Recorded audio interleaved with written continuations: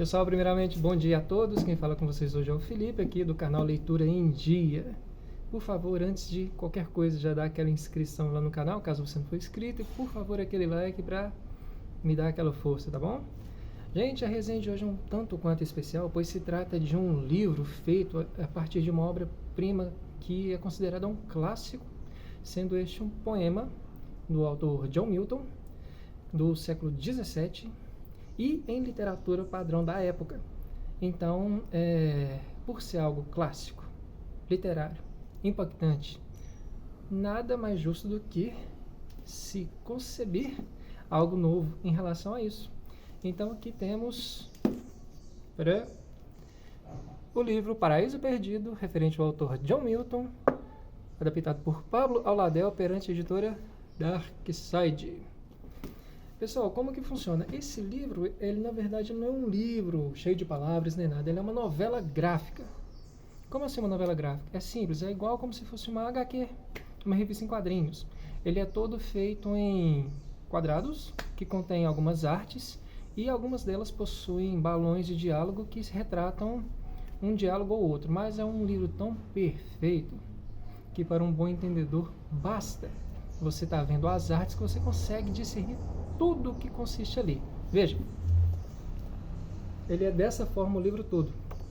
Ele possui totalmente essas galerias de arte, e eu vou te ser bem sincero, a sensação de ler esse livro é como se você estivesse no museu, pois cada quadrado que tem uma arte gráfica nesse livro é como se fosse uma obra de arte.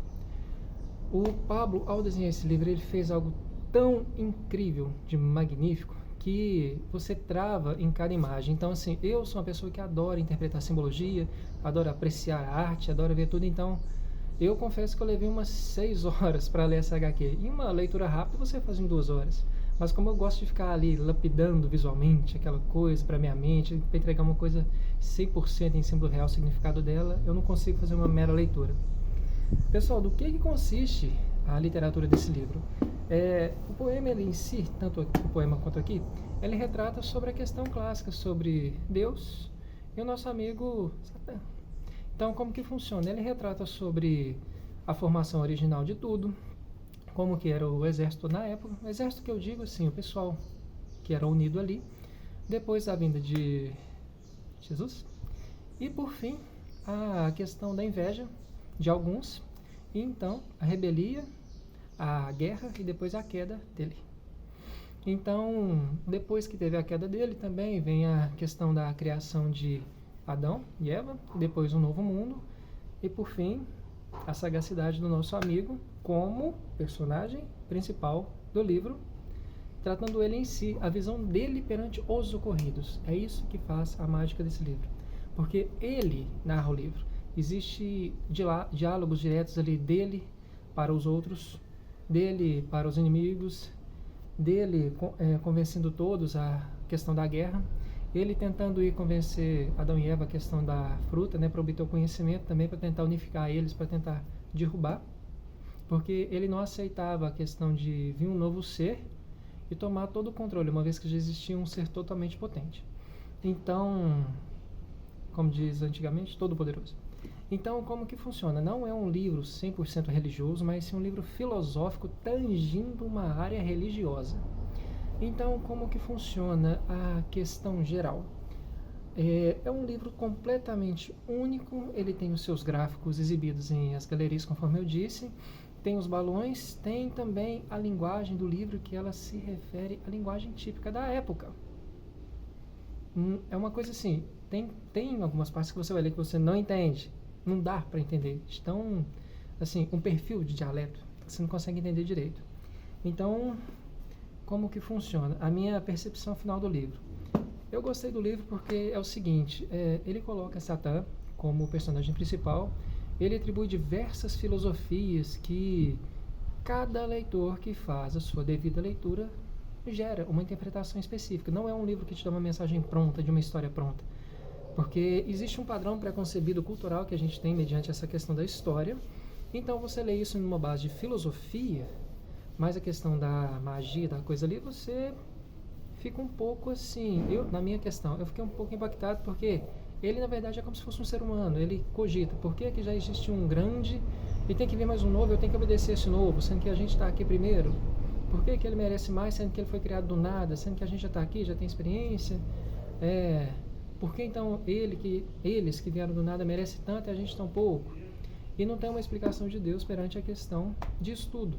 Então fica uma espécie de vazio mental para ele conseguir conceber com tudo. Então a única coisa que flui é o ódio. Tanto que em certa parte ele questiona o próprio Deus em dizer assim, por que você me criou desse jeito, sendo que você poderia ter me dado simplesmente o dom da ignorância e eu conseguiria aceitar tudo.